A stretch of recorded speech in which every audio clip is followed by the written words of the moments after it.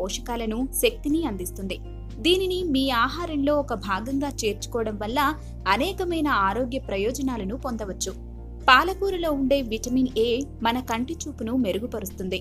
అలాగే వయసు మీద పడడం వల్ల వచ్చే శుక్లాలు, ఇతర కంటి సమస్యలను రాకుండా చూస్తుంది. నిత్యం పాలకూర ఆహారంలో భాగం చేసుకుంటే నేత్ర సమస్యలు రాకుండా చూసుకోవచ్చు. పాలకూర మెదడుకు అవసరమైన చక్కని ఆహారం.